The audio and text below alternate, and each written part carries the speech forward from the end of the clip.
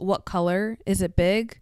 Shane, he's trying to picture you using it. You can't look at Shane's face in that scene and tell me that that's the face of a man ready to engage in anal sex for the first time. Hello everyone, welcome back to my channel. So today's video I am so excited for. Today we are doing a final Heated Rivalry favorites video. I really was prepared to hang up my Heated Rivalry hat. I didn't really want to come back to my analysis series just because I was so proud of the work that I had done, and I didn't really want to cling to Heated Rivalry now that it's over. I wanted to move on to other stuff. I knew that I was coming home today, and I just love my bedroom as a set to film in.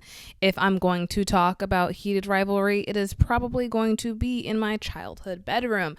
So that really made me think about what are some scenes that I didn't touch on in my analysis series that I want to talk about. Obviously, I can always come back to Heated Rivalry. This doesn't necessarily have to be the end, but I'm making it the end right now in my head, at least for the time being. Today's video is kind of a hodgepodge of a variety of different things. It's scene analysis of my favorite scenes across all 6 episodes. It's random opinions. I will talk about Ember and Ice a little bit. I will talk about different playlists I've made, Substacks, all that kind of stuff. So this is just kind of a brain dump of all things Heated Rivalry.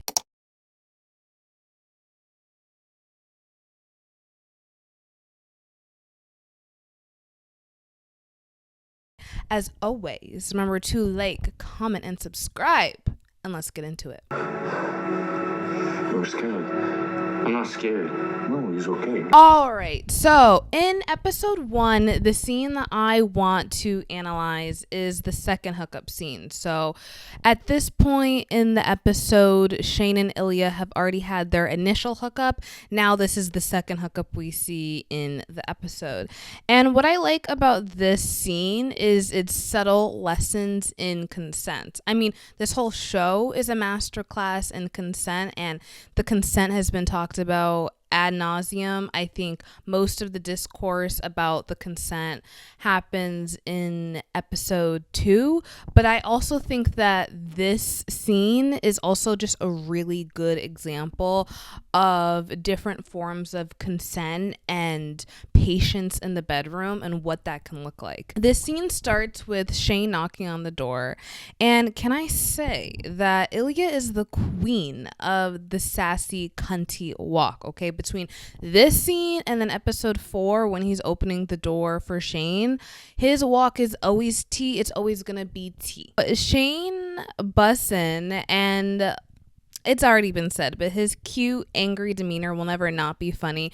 I've seen this scene so many times. I've seen it just for myself many times, to take these notes many times. His energy in this scene is always going to be funny to me. And this is when Ilya says, "Is someone chasing you?" Shane says, "I'm standing in the hallway like an idiot. Scott Hunter is right next door." And I love Ilya's laugh here because to me, I interpret his laugh as 2 things. One, it's like Shane is just so cute when he's angry. Like if I was Ilya, like I'd feel like, you are just so cute when you're mad. And then also, Scott may be next door, but you are still here, Shane. Like, you know, didn't deter you from coming in here. So let's just stop it with all the song and dance and let's just get down to it. I really like this beat where as Ilya is laughing, Shane becomes overcome with arousal despite anger, because like he's clearly triggered because Ilya made him wait in the hallway. He's triggered because Ilya is laughing at him, but he's still so deeply attracted to Ilya that he just can't be mad for that long. Standing in the hallway like an idiot. Scott Hunter is right next door.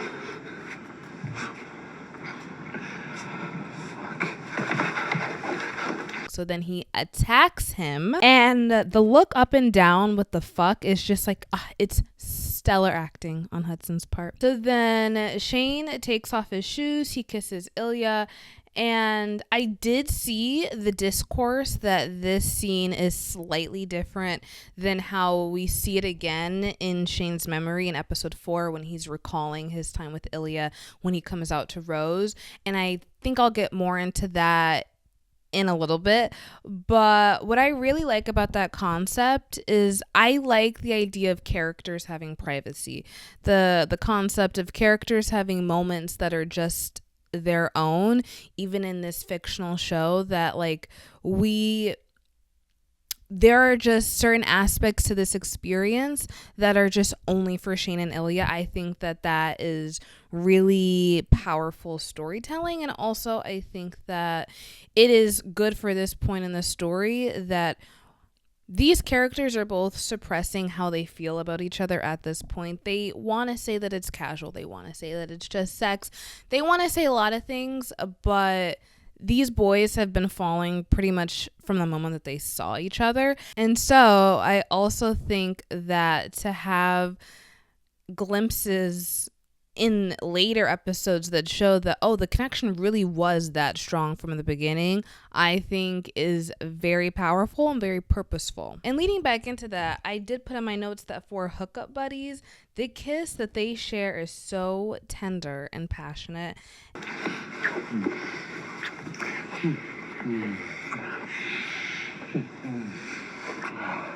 You guys know I'm an Ilya girl, and so his moans here, they're just so needy and sexy and steamy and So then Ilya says, "Get on your knees," and then he mouths, "Wow," because one thing you gotta know, and like I said, I'm not saying anything new here, but this whole soft dom sub dynamic was really like, it came natural for them, but a lot of it, when Ilya commands Shane to do stuff, he's just kind of seeing what's going to happen. And Shane has every right to say no, to not do it, tell him to fuck off, but he doesn't. And that's why when Ilya says get on your knees, he's almost just shocked at Shane's eagerness, at his just willingness to please, and that's where the mouthing of the wow comes from. Then the score comes in, and you guys know that I love to talk about the score in this show because I feel like each score that they pick really captures the sex scenes in such a different way. Every single sex scene of note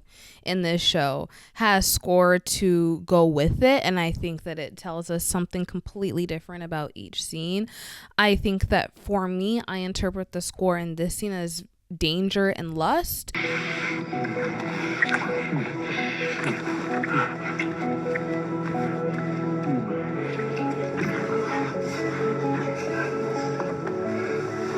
Comparing it to the other scenes, I think that, and I talked about this in my last Heated Rivalry breakdown, whereas I feel like the shower scene, the score is very much giving anxiety. This is Shane's sexual awakening. He's terrified in that scene. And so I think that the music really captures that. And then in the first hookup, I think that the music is giving curious. It's giving curiosity. It's giving exploration. And I think that, you know, that line that Ilya says in that initial scene, "Do I make you curious?" I think perfectly matches the score of that scene.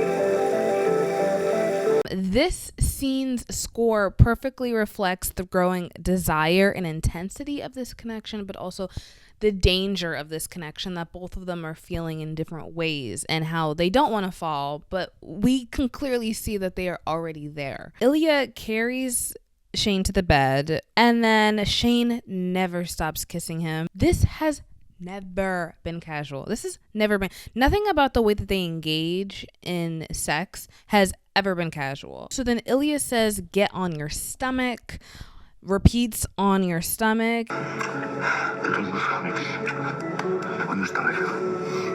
And again, the urgency and the neediness in Ilya's voice is just so hot to me. I just love this scene so much. I really do just love this scene so much. Him commanding him to get on his stomach plus the stomach pats, it's so commanding but also very gentle at the same time. And then Ilya says, "Have you ever?" referring to anal sex. And then Shane shakes his head no. Ilya says, "Do you want to?" And Shane has his anxiety all over his face. It's palpable. He is not ready. And I will defend this until I'm blue in the face, because I think a lot of people cling to the concept of Shane being repressed and Shane not wanting people to know. Like, obviously in this scene, like, his main reasoning for not wanting to have sex is because Scott Hunter is next door. They're in a hotel full of their teammates. He doesn't want people to hear him. He wants to fully relax in this first time. And I do believe him. I do believe him in that regard. But you can't look at Shane's face in that scene and tell me that that's the face of a man ready to engage in anal sex for the first time. I'm just having a really difficult time believing that. And I know that, like, leading into, like, where this scene ends and they plan the next, like, Ilya plans the next time that they're gonna hook up, have sex, and Shane doesn't want Ilya to come to his apartment. I know in the books that, like, a lot of that reasoning is just because Shane doesn't want people to suspect anything about his sexuality, and I believe him. I believe that too. But two things can be true at once. He cannot want Scott Hunter to hear. He cannot want his teammates to hear. He cannot want the paparazzi to suspect his sexuality, and also simultaneously be terrified at the concept of having sex for the first time. That's a big step. It's a big deal, and I will defend that until my dying breath. So then Ilya says, "You're scared." Shane says, "I'm not scared." Ilya says, "No, it's okay." Shane says, "I'm not scared." And there's just so many things I like about this interaction. Is number one, the non-verbal consent. When Ilya says, "Do you want to?" and Shane responds with silence plus the anxiety that's all over his face, Ilya could see that and he could sense that. And I think that in so many other contexts, somebody could have taken that silence and, like, pushed him, pressured him, encouraged him. But Ilya could instantly tell that Shane wasn't ready or he was uncomfortable in that moment. And Ilya's emotional intelligence really comes out to where he then switches from trying to, like, make this moment happen and really commit to making Shane feel comfortable. Have you ever? Do you want to? You're scared. I'm not scared. No, he's okay. I'm not scared. And then also what I really like about this interaction is, you know, Shane saying, "I'm not scared," and then Ilya saying, "No, it's okay." And what I like about this is that also too, I feel like when you're in really vulnerable sexual situations, like, imagine this from Shane's perspective. He's completely naked. Ilya's completely naked. There's so much tension and sexiness in the air. It can be really difficult to say no in those situations, and maybe you might push yourself to do something that you're not ready with. And so for Ilya to comfort him and be like, "No, like, it's okay to be scared of that. Like, we don't have to do that." It's just, and I hate that, like, it's something to be praised, because, like, really this should be the bare minimum. But I think that it's such, like, a powerful lesson in what different forms of consent can look like. Yeah, and I just really like how Ilya immediately validates that sex can be scary and that fear is just nothing to be ashamed of. And I also think that is also so powerful for Ilya to acknowledge that sex can be scary, as somebody who at this point has had a lot of sex. We know that he started having sex at 14, and that's how we know that Ilya at his core is so caring and so gentle, because the last thing he's gonna do is pressure Shane into doing something he's not ready to, even though he wants to.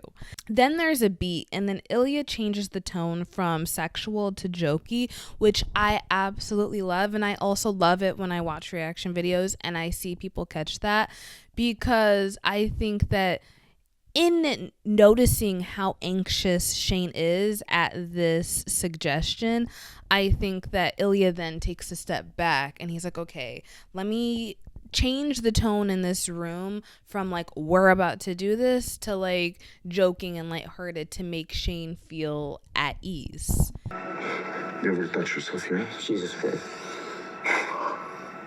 Why? Does touching your ass make you gay? Rosenhoff. Because you know what else makes you gay? Sucking my dick.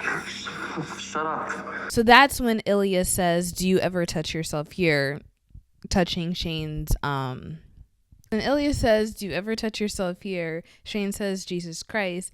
Then skipping ahead, Shane says that he has a dildo. I love the shocked look on Ilya's face, plus like the look up and down of like, oh, I did not know that you get down like that, Shane. Like, I had no clue that you get down like that.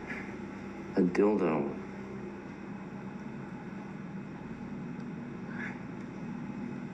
What color? Fuck you. It's big. And then Ilya says, what color? Is it big? And the two things I like about that is, like, one, he's messing with him, he's joking with him to make him feel comfortable, which I think is such like powerful, subtle emotional intelligence. But also, it's funny, like, I don't think Shane's picking up that, like, he's asking these questions not to make fun of you. He's asking these questions because he wants to imagine him using it. Like to me, that's so blatantly obvious. What color? Is it big?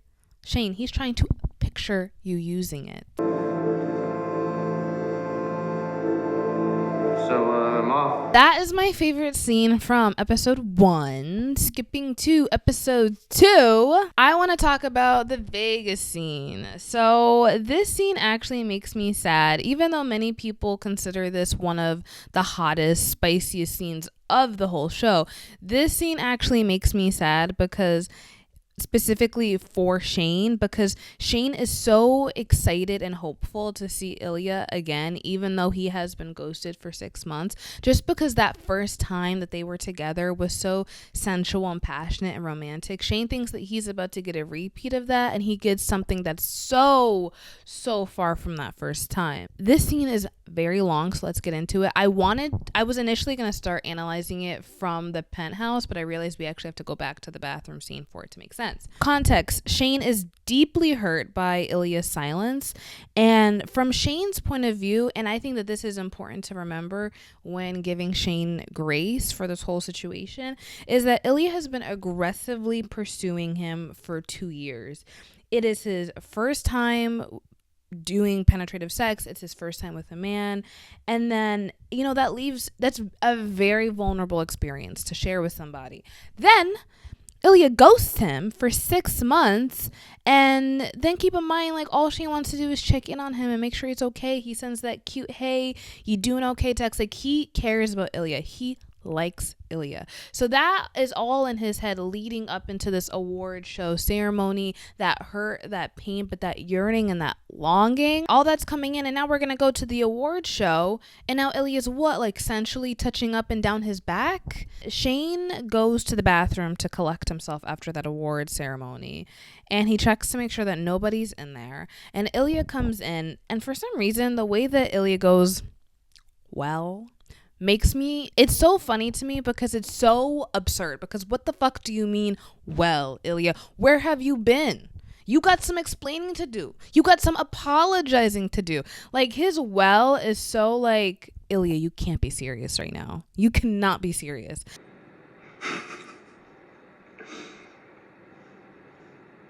Bro.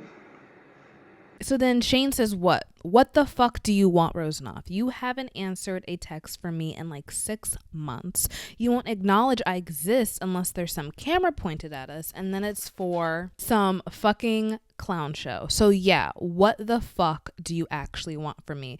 And when I first watched this, I was gagged when he said 6 months. I said, 6 months? Ilya, you haven't talked to him in 6 months? The way that Ilya is looking at Shane when he's talking is so telling. Like, his body language is giving chill, but his face is giving like angst and longing and guilt. And it just has like the slightest upturn of discomfort. It's like blink and you'll miss it. He also takes a steadying breath in this scene as Shane is talking, just like he did in the club scene and just like he did in the Tampa scene. And I've noticed that Ilya has all these little tics. And I think that this is like side tangent, but really to praise Connor Story's performance. Ilya has all these little tics that I think that once you pick up on them, you can't unsee them. One of them is definitely playing in his hair. He definitely likes other people playing in his hair. It's a self-soothing thing. Playing with his ear. One of my favorite Ilya tics is the nose scrunch. I've noticed that he does that whenever he is lying, actually, when he's trying to feign that he doesn't care. I'm thinking of the scene with Svetlana in his bedroom where Svetlana says something along the lines of like, Shane is gorgeous, and then Ilya, you know, like, he pinches his nose and he's like, if you say so. Если ты так считаешь. Or when Shane and Ilya are finally having that very real discussion in episode 5, and Ilya goes, what was different, that you ran away? And then he like scrunches his nose, and it's just like, these are all tells. He has these walls built up, but once you notice that these tics that he does, he's like so easy to understand and to decode. And Ilya says, I want you to suck my dick. And one, fuck you, Ilya. Like, the first time I watched that, I was like, oh, brother. Like, come on. Like, Ilya, you have some explaining to do. But also, it sounds so callous, but he misses Shane. He wants Shane to suck his dick because he misses him. And at this point in his life, the only way he knows how to communicate and experience Shane is through sex. Shane says, fuck you, you are unbelievable, you suck my dick. And the way that Shane says unbelievable in this scene is so adorable to me. It's like, you were unbelievable. Like, he is just, again, Shane, I love you, but you are so cute when you're mad. Oh, fuck you. You are unbelievable. And then there's this beat. Again, there's like, in this scene, there's all these small beats where like Ilya's mask slips and you can see how guilty he looks.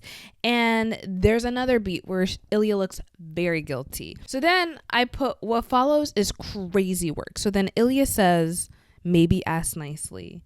Then Shane says, please, which he gives in to this man so fast. Like, he is down so bad for Ilya. And then Ilya says, if you want me to get on my knees on this filthy bathroom floor, you'll have to ask nicer than that.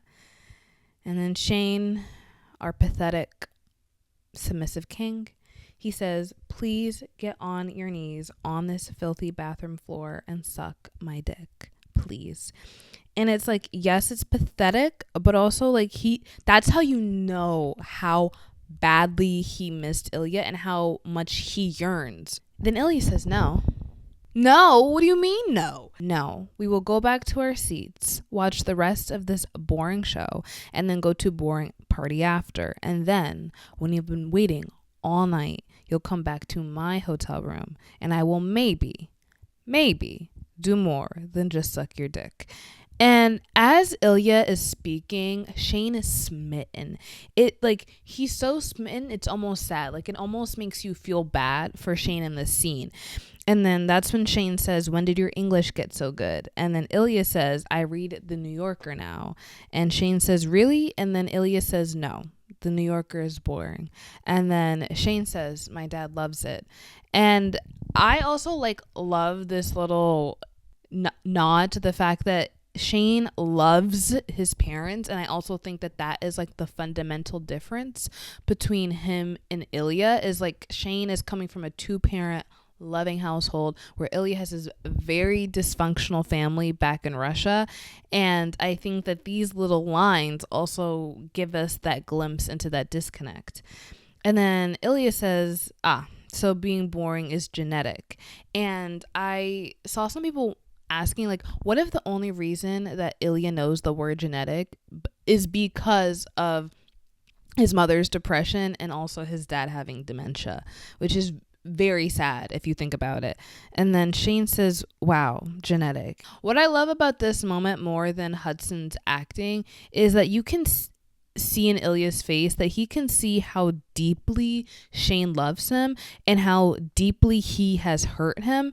And it's only for a second. And then Ilya says, then let's make a deal. If you win MVP, I will blow you, fuck you, whatever you want. And then Shane says, and if you win? And his face here is painful. It's almost like he's saying, please, please have me, please choose me, even if you win. And his eyes begging. And so then Ilya kisses him in response, and I take that as like a nonverbal, I still care about you. Like, it's the only way Ilya knows how to express that. And then Shane is like literally crying. And not gonna lie, this scene was very intense. Like, first time watching it was intense. It's still intense watching it. And something I wanted to talk about, and I was thinking about this, you know, when there was only 2 episodes out, is that like, just because we know Ilya's context into why he acts this way doesn't make it any less real and painful for Shane. Like, yes, we know that Ilya's having a rough home life, that he's all these different reasons as to why he can't show up the way he needs to emotionally for Shane, but that doesn't make it any less tragic and devastating for Shane. So then, skipping to the penthouse, Shane walks in and Ilya is in his sluttiest outfit to date, drinking vodka, and then Shane says congratulations, which tells us that Ilya won MVP. And then Ilya says thank you, now take off your clothes, which this line is so funny and very Ilya. And Shane says, you're such an asshole. And he says this smiling. And again, this makes me so sad because in this scene, in this moment, Shane thinks he's going to get a repeat of what he's gotten before. And like I said, he's about to get something very far from that. As Shane is stripping, Ilya looks down bad. Like, he's playing it cool, but he missed his man. And then I'm going to skip the sex scene. We're skipping to the end of the sex scene. Post-sex, Ilya is stressed. He's stressed for a variety of reasons, but the 2 main ones are that he's going home and also he's falling in love with Shane and he doesn't know what to do about it. And so again, he's playing in his hair, something that we later see him doing with Svetlana and later something we see Shane do, and he's got his cigarette lit, which is sign one that he's not doing well at all. And I also noticed the body language that he's turned away and then Shane is faced towards Ilya, representing how Shane wants to connect. He wants that vulnerability and Ilya just refuses to give it in this scene. So are you heading back soon? Back. To Russia for the summer? Oh, yes.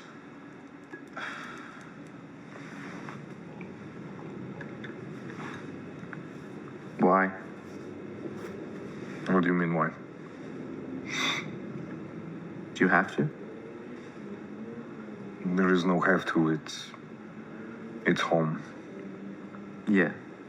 But I don't know, is it safe? What do you mean safe? I don't know. Do you even like it there?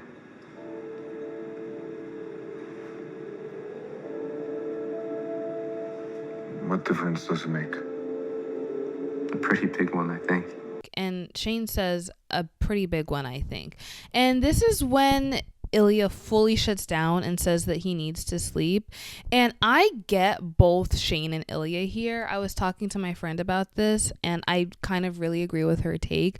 Whereas for Ilya, I think that Russia is his home, even if it's toxic, even if it's dysfunctional, even if he has the worst dad and brother, like that is his dad and brother at the end of the day. And so it's not as simple as just like, don't ever go back. That's really not simple for anybody. And I think Shane, with his limited worldview, with his 2 parents that love him and care for him, he is trying to empathize with Ilya, but at the end of the day he can't. And I also said to my friend, I'm like, even though Ilya looks absolutely massive in this scene in terms of like muscle and body mass, he is a baby. He's 19 years old. He's 19. He's going through so much. And so he's falling in love with Shane on the one hand, but he's also got this crazy home life on the other hand. And I understand why he just like can't show up in this scene and why he's so frustrated in this scene. And then from Shane's perspective, he's just trying to connect. He's just trying to have Ilya give him something, because at this point he really, really likes him and he cares for his well-being, and he's trying to throw Ilya a bone, and Ilya again is just not giving him anything. So then we cut to a fully dressed Shane with a camera panning out to show how lonely he is, and then Shane says, so I'm off. And it's like, if we were to compare the ending of this sex scene to the ending of the sex scene in the same episode, Shane, the first time they have penetrative sex, he gets dressed, he walks Ilya to the door, they share this very sensual, tender kiss. Now in this scene, Shane is getting dressed by himself. Ilya doesn't even walk him to the door. He has to walk out by himself. And that's why his like, so I'm off makes me so sad, because it's almost giving like, well, I'm leaving, you know, if anybody wants to like come and say goodbye to me. It's devastating to watch. And then Ilya says goodbye, Hollander, and Shane just walks out so defeated. And then we see Ilya disassociating on the bed. The first thing that I noticed in this scene is that, like, before, when Shane and Ilya are on the bed together, Ilya has a cigarette lit, and then in this scene he has a fresh one. But also another thing I noticed when taking these notes is that the cigarette's not even lit. It's just hanging out of his mouth, I think, to further show just like the full disassociation and mental angst and turmoil Ilya is feeling in this moment. And then we get the moment of Shane almost texting Ilya saying we didn't even kiss. And I think that this whole scene perfectly sets up episode 4. I think this whole sequence, from the bathroom to the penthouse to the elevator, I think shows how this moment resonated in Shane's head. I think that by the end of the penetrative sex scene in episode 2, Shane is keenly aware that he's falling for Ilya, keenly aware that he's probably a homosexual. However, I think that Ilya's behavior and Ilya's pushing of Shane away, I think resonated in Shane's mind as, oh, this is not anything. If I'm going to engage in this relationship with Ilya, I need to be comfortable with the reality that he just wants to have sex. He just wants to keep it casual. He doesn't want anything more than that. And that is what is their truth for many, many years after this point. So then, in the tuna melt scene, for Ilya to ask Shane to spend the night, to cook him food, to treat him like a boyfriend, I think perfect. If I was Shane, I'd also be having a crisis of like, what is this? I thought I didn't have to open up what this was. And I think that if we want to see how we got to episode 4, you watch the ending of episode 2, because I think that that perfectly sets up how we ended up there.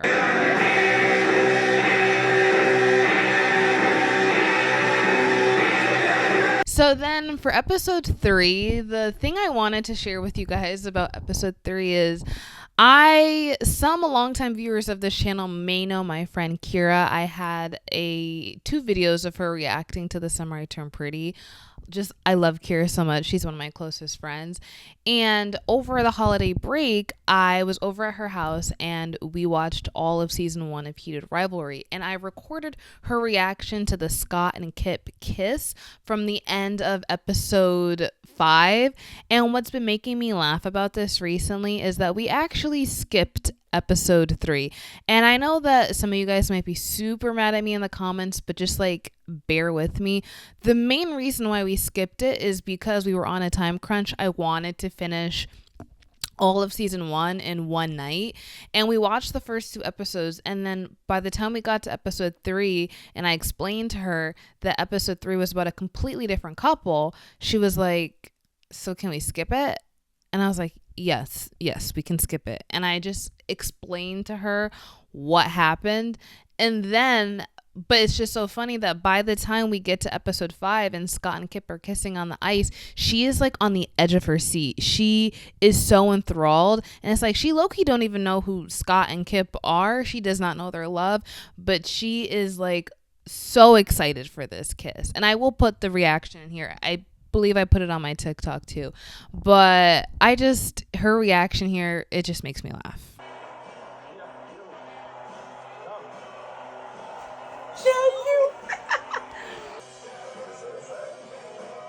Is it a fan? Oh my god.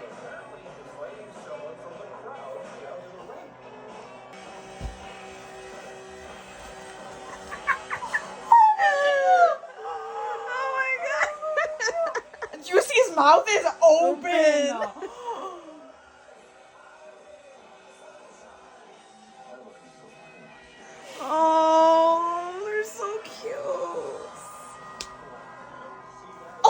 You don't say that every day.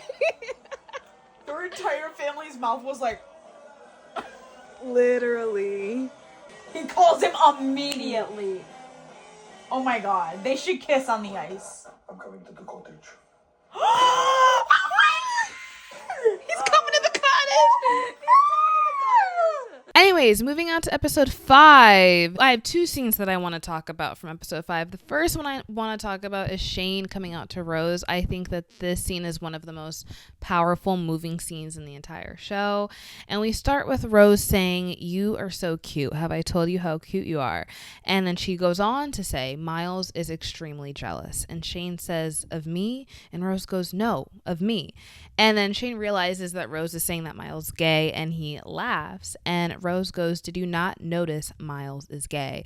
And Shane says, "I guess I haven't really thought about it." And that line is so funny and so telling because Miles was literally grinding on Shane in the club. Like, literally grinding, breathing up on his neck. Like, Shane definitely knew that Miles is gay, but I think at this point Shane has an aversion to anything slightly related to being gay. He's like, I actually have no idea what you're talking about. I actually don't see sexuality at all. I have no clue that Miles is gay. And so then Rose asks Shane if he is surprised that Miles is gay, and then she then says a lot of actors are, they just aren't all out. And Shane's anxiety is palpable all over his face. He's like, why are we talking about this? What is she getting at? And then Rose goes, "Are there any like gay hockey players?" And Shane says no, none that have said it publicly. This fact is so tragic and probably definitely contributes to Shane's overwhelming fear about coming out because nobody else has done it. He probably feels so isolated and so alone. And then, like I said, Hudson's acting is so good because you can literally see like the palpable anxiety of like he knows where this conversation is going and he's dreading it. So skipping ahead, Rose, she pushes, and she just full on says like, "I feel like I'm not doing it for you. I feel like you'd rather be kissing Miles." And this is when this tender, sweet music comes in, and you just feel so bad for Shane. You'd rather be kissing Miles?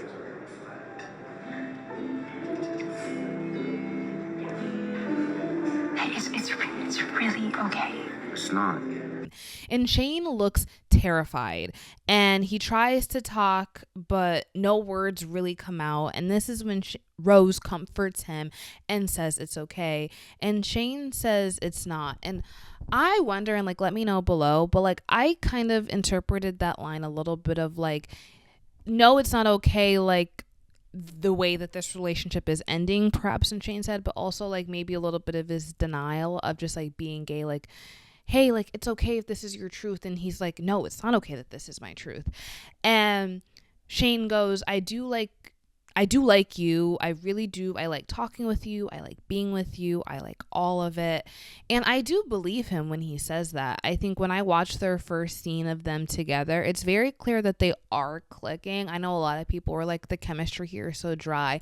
They do have chemistry. It's just platonic. It's platonic. It's not romantic at all. Shane says, I know the sex stuff is a problem. And Rose goes, that's not a problem. A problem is something you can fix, which I love. I love that she's just so kind and patient, understanding. And she's like, you not being able to engage in sexuality with me, it's like, this is just who you are. That's not anything that you can fix. And then Rose says, we're more like a square peg in a round hole. We're just not meant to fit. And it's really fine. I just don't think that we can keep trying. Which, again, I think that this really shows her character. I think this shows how gracious she is. I know that so many women or so many people maybe in this situation would be quick to feel anger at this whole situation. And she's just so nice about it. And Shane tries to speak again, but he can't. And Rose assures her that it's okay and that he doesn't owe her an explanation. And Shane's face here breaks my heart. Like the anxiety, the sadness, the fear, tears are brimming in his eyes. Like Hudson is such a good actor. Like, all of his emotions are just so clearly and explicitly worn on his face. And this is when Rose asks, "Can I ask if you've been with another guy?" And then we cut to the shower scene. And I will defend this choice until my dying breath, because obviously, like the rest of you, I've seen so many reaction videos to this scene, and so many people think that this scene choice is funny, and they're like, of course, like, why are we showing Ilya masturbating in this scene, in this moment? And it's just like, this was his sexual awakening. If you go back and watch the shower scene, guys, Shane is terrified in this scene. He is so scared. And I even think there's this bonus scene at the end of Heated Rivalry, Dinner with Hayden. Really sad that it didn't make it into the show. Ilya and Hayden, they're not really getting along, and Shane snaps at Hayden, and he's like, you know, do you think this was easy? Do you think feeling this attraction was easy for me? It was fucking terrifying. And that's why I think that, you know, in this scene, all these emotions are brimming. He's coming out to a person for the very first time. He's remembering the moment where he realized that this is who he is, that he's not like everybody else. And I think that, to me, I think that that scene choice was actually quite powerful. I don't think that it's funny. Yeah, I mean, Ilya looks good in that scene, but that's not the point. The point here is that I think that from Shane's perspective, I think that that was actually the perfect scene for have you ever been with a guy before? Like, has he ever been with a guy before? And so then Rose goes, have you ever told anyone that before? And Shane shakes his head no. And it's like, Shane has been so isolated for 10 years. For 10 years, he hasn't been able to come out to anybody. Like, no wonder, like, he probably feels like a weight has been lifted off of his shoulders. And then Rose goes, was it different? And then we get the staircase kiss. And I think that this is the scene where he knew that he was falling in love. Like, if the shower scene is where he realized, oh, I'm really attracted to Ilya, I think I'm gay. I think that the staircase scene is the moment that he realized that he was falling in love with Ilya. And then Shane, you know, he slightly smiles at these memories, and he's like, of course. And then Rose goes, was it better? And then Shane closes his eyes to remember, and then we cut to them kissing in episode 1. And like I said, I did see the discourse that if you slow it down, you can actually see Ilya smiling into the kiss, as opposed to, I don't think he does in the original scene we see. I will try to slow it down and do a side by side for both scenes for you guys.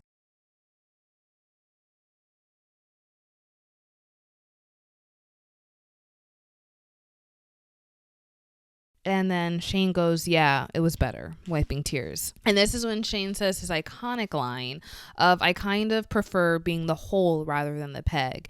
And something I was thinking about is, like, Shane, like, truly only bottoms. He has zero interest in topping. It's kind of fascinating to me because I've been working my way through the Game Changer series. I'm actually on Tough Guy right now, and pretty much from what I've read so far, Shane and Ilya are the only couple that are like stone tops and bottoms. Like, they don't change at all. And like, Shane even describes in the book how, like, he doesn't like doing the fucking, he likes being fucked. He has to endure the act of having sex with women. And it's just like, to me, honestly, and one of my favorite things about romance, and I think that all romance, you know, screenwriters, authors, whatever, they should keep this in mind, that at the core of a good romance story is like, I should feel like these characters have to be together. You should give me reasons as to why they are a perfect match. And Shane and Ilya, like, they're so different, but they're simultaneously like the perfect match for one another. Like, obviously they are extremely sexually compatible, clearly, Ilya having no interest in bottoming and Shane having no interest in topping. But even like their stark differences, somehow they just fit so perfectly with one another. Like, I remember I was like having this conversation with my friend of like, you know, would I rather date Conrad or would I rather date Ilya? And the thing is that my friend, it was Kira actually who said this. She was like, she wouldn't like how Ilya always cracks jokes, because she did notice watching the show that Ilya is kind of a comedian, and sometimes in serious situations he's always joking. But the thing is that like, that's perfect for Shane, for somebody who's so high strung and high stress. Like, he needs somebody that's gonna crack jokes, keep keep things lighthearted, poke fun at him. Like, Ilya truly is his perfect match. And then on the inverse of that, I think for Ilya, who's had such a rocky and chaotic home life, to have somebody who's as calm and stable and serene as, I mean, he's not serene, but like in the context of what he provides for Ilya, I just think that they are such a perfect match.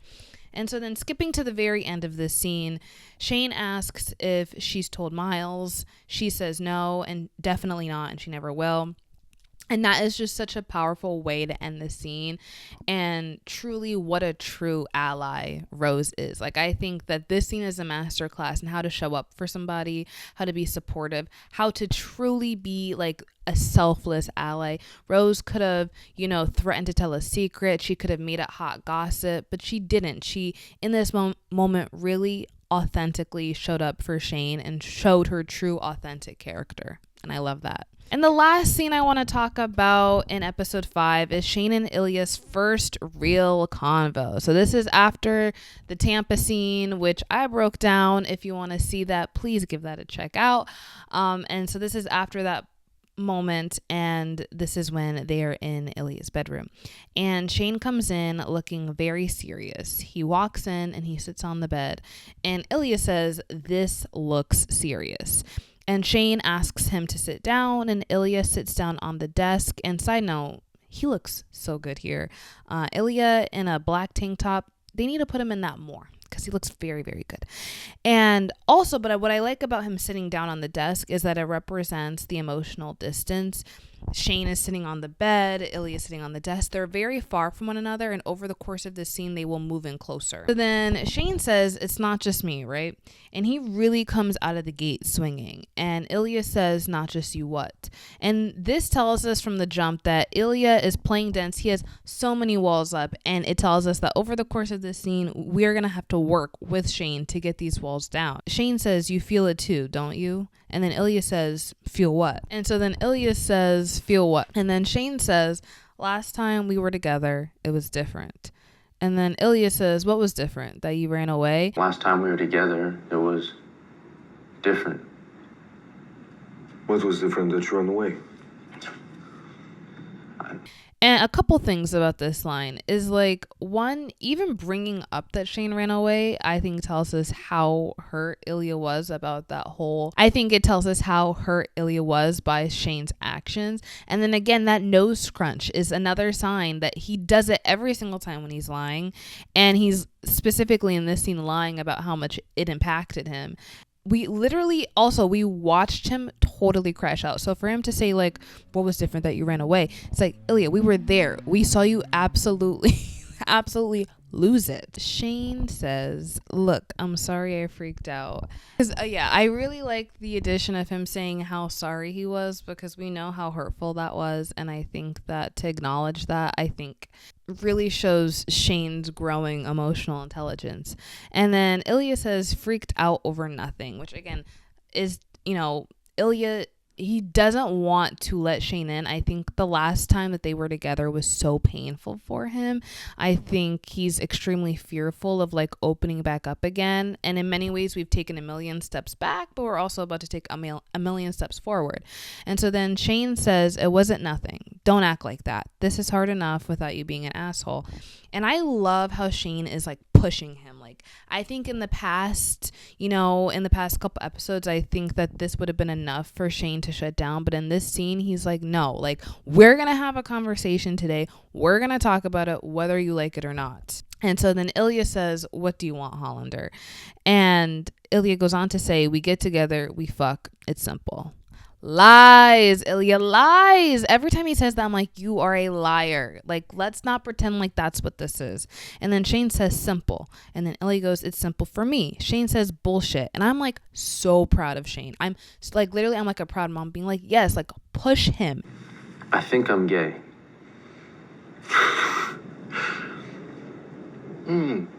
Oh yeah, what makes you think that? And then Shane goes, I think I'm gay. And then Ilya laughs and he goes, "Oh yeah, what makes you think that?" And like a couple things about that whole interaction is that like Yes, it is objectively funny, the concept of coming out to the man that you've been sleeping with for the past 10 years. And also, I think what's funny is that, like, when I watch people react to it, so many people think that Shane's about to say I love you, because that would have been more jaw-dropping in this scene than to say that he thinks he's gay. And I also think that that's kind of what Ilya thought he was going to say. Like, I also think that him saying I think I'm gay was the last thing he thought he was going to say in this moment. But above all else, he's coming out to himself. That is for himself. Yes, he knows he's been sleeping with Ilya for the past 10 years, but that's kind of not the point. I think him saying I'm gay is finally an acknowledgement of a fact about himself that he's been repressing for literally his entire life. Also, like, Shane could have been bisexual, but he's not. And so also to say that he's gay is his acknowledgement. I am only attracted to men. Shane says, fuck you, you're not gay. And then Ilya says, no, not completely, talking about how he's bisexual. And then Shane says, well, I think I am completely. And then Ilya goes, okay, so you're gay, so what? And every time I watch, I'm like, Ilya, be nice. Like, I know that he's got all these walls built up, but like, I'm like, Shane is like literally, like I said, baby, cutie patootie, like, come on. Be a little more gentle with him, okay? And then Shane says, well, it's kind of a big deal, to me at least. Sorry if I'm being boring again. It's so interesting to me how Shane still hasn't really caught on that boring is a term of endearment for Ilya. When he says that, he's not insulting him. He's definitely saying that out of like love, He loves that Shane is boring. And then Shane says, it's not just being gay, it's you. It's this. Being gay is one thing, but this fucking your arch rival thing is another thing. And Ilya goes, that's why it's a secret. And this is when we start to see Ilya actually finally start to think, the walls start to come down a little bit. And Shane goes, I know that, but last time, and for the record, I am sorry about last time. I love that he repeats that and acknowledges that what he did was very hurtful. When Shane says that he's sorry he freaked out, on this line, Ilya wears his pain all over his face. And so then Shane says, but before that, it was nice.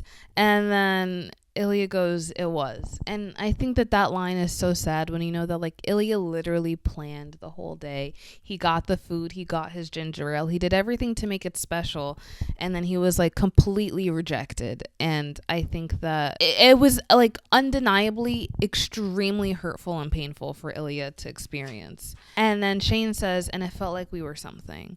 And then Ilya says, we can't be something, Hollander. And Shane says, would you want to be if we could? And then Ilya says, we can't. Shane says, that's not what I asked. And this is when Ilya snaps and he's like, what does it fucking matter? And Shane says, I don't think that I can keep pretending I don't like you anymore. And Ilya goes, you don't like me. And Shane goes, I think I like you too much. And then Ilya goes, don't fucking do this, Hollander. I'm not. And I always love this in a love confession. I love when somebody pushes and pushes and they're like, I like you, I know you like me, and the person's like, don't do this to me, please, this is a lot. Like, I think it shows the extent of the feelings. Ilya goes, I wouldn't be able to go home again, ever. And in the long game, it gets into it more about how Ilya gives up everything for Shane. He gives up Boston, he gives up Russia. And the thing is that, and somebody said this perfectly online, it's really not a matter of like whether or not Ilya wants to go back home to Russia. He hates going back home to Russia. It's the fact that he can't. He can never go home again. He can never visit his mother's grave ever again. That is kind of a big deal. Come give me out. I wouldn't be able to go home again. Come give me out. Ever. Come give me out. Because your family? Because Russia! Come give me out. I would not be able to go back to Russia! Come give me out of California. No leaves are brown. I miss the seasons in Missouri. My dying town. Thought I'd be cool in California. I'd make you proud to think I almost had it going, but I let you down. And then Ilya says, I will not be able to go back to Russia. And Shane says, what would happen to you? And Ilya says, I don't want to find out. And his line delivery here breaks me. Like, again, it just really shows the extent to like how serious this is for Ilya. Like, he could go to jail, maybe get beaten and killed. Like, he doesn't know, and he doesn't want to find out. And that's very real. And Ilya reveals that his mom is dead, his dad and brother are police, and that his dad has dementia. And then Ilya turns, and then a single tear happens. And it's like, again, standing ovation for Connor's story, but also like, we finally have Ilya truly vulnerable. They're finally having a real conversation. And I just think that it literally gives me chills every single time I watch this scene. Ilya apologizes. He says sorry. And the way he does it, like, it makes me want to start crying. Hey. Sorry. And then Shane straddles him. I think also what I've noticed about this scene in this moment is that Ilya really responds to physical touch. I think Shane's figured out that Ilya can't really do words. He can't really talk about it, but what he can do is, like, an easy way to comfort him is to touch him. And so I think that's why, you know, he straddles him, he kisses him, because that is how Ilya responds to comfort. And then they kiss. Ilya cries. It's very, very powerful, and that is that scene. So those are all the scenes that I wanted to talk about from Heated Rivalry, you know, an amalgamation of my favorite scenes.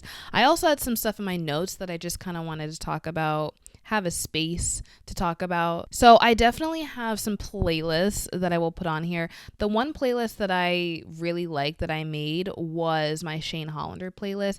It was simply because I felt like Shane Hollander, he was easy to get into the brain of. And to me, when I think of Shane Hollander, I think of like somebody that Shane, he comes across as very cutie patootie, very innocent, but he's also very horny, hornier than he appears. And so when I was making this Shane Hollander playlist, I wanted to make songs that like really capture that sensual, horny feeling. So that's why we have like a lot of Ariana Grande. We have 3435, Nasty. Still looking at this playlist, I'm like, yeah, when I look at this, I'm like, this is how I imagine Shane's brain is when he's in love with / thinking about Ilya. Also, what I wanted to talk about was Ember and Ice. So if you don't know what Ember and Ice is, the actors that play Shane and Ilya, Connor Story and Hudson Williams, they did an audio erotica, and I did see somebody in my comments asking me to review it or analyze it. And I think it's so funny, the concept of like analyzing audio erotica, because it's like, what else can I say except it turned me on. But I think that my review would be that it was actually very, very good. And it also wasn't my first time listening to audio erotica, but audio erotica isn't really my thing. I don't really like audio anything. I don't like audio books. Like, I'm in my head, I'm like, I'm either gonna read or like that's really it. Like, I don't like audio things because I feel like my brain can't focus. But they did an incredible job, and honestly, I wish that they would like just sell it. Like, I would pay for just that. Like, you can only really get it if you have the subscription to Quinn, but I think that audio erotica, like, I'd buy it on DVD. I'd buy it just to own, because they did a very, very good job. And also Hudson Williams, like, they say he's the king of moaning, and I can't disagree. His moans in this audio erotica, very real, very realistic. So if you want to check it out, I definitely recommend it. And this is coming from somebody who doesn't really like audio erotica that much. And I would also like to thank my old college roommate, Sarah. Sarah is actually the reason how I was able to watch Heated Rivalry, because basically when it came time to watch it, I was going to pay for HBO Max because they had some like Black Friday deal. But then when I signed in, it signed me automatically into my old college roommate's HBO Max, and I was like pretty frantic. Like, the thing is like, me and Sarah, we are friendly, but we don't talk a lot. So I was like, this is gonna be weird. Like, I need to tell her that I'm doing this. So I was like texting her, and I was like, oh my god, like, Sarah, this is Aja, please let me watch the gay hockey show, please. And then the next day she texted me and she was like, you're good, like, you can watch it, whatever. And it's just so crazy, the journey that I've had since I watched like the first episode of Heated Rivalry, and it's like, we are here because of Sarah. That's really all I have for you guys today. At the end of this video, I'm gonna put my favorite edit of Heated Rivalry, really of all time, I think at this point. I mean, I put edits at the end of all of my videos, Some I Turn Pretty and Heated Rivalry, and I think that this No Control edit, I think, really captures the fun lightheartedness of the show. I think if you watched, I think I put it at the end of my Daphne Bridgerton analysis video, so if you saw that video, then you know it's about to come. But it's so funny, the concept of a no control edit, because fun fact, the edit that made me want to watch the Norwegian show Scam was an edit of Isak and Evan to No Control. I'll link it in the description box below. But I think it's just so full circle to like have like my favorite gay couples edited to No Control, because it makes me think of like being abroad in Spain, discovering the show Scam, discovering Isak and Evan, and like it's just a very full circle moment. I was also thinking maybe like either do a reaction video to Scam, maybe analysis video to Scam. I don't know. I know something I really want to do right now is make a video about Percy and Annabeth, because I've been watching a lot of Percy Jackson, but the thing is, guys, I'm so bad at fantasy. Like, I just watched the season 2 finale of Percy Jackson, and I have no clue what's going on. I have no clue what's going on. And the thing is, I kind of thought that I had it after episode 2. I was like, okay, after season 2, episode 5, I'm like, I get it. I understand what's happening. Then the season finale happened, and I was like, okay, I have actually no clue what's happening. But the thing is that I really do like Percy and Annabeth. Like, I think that they're so cute.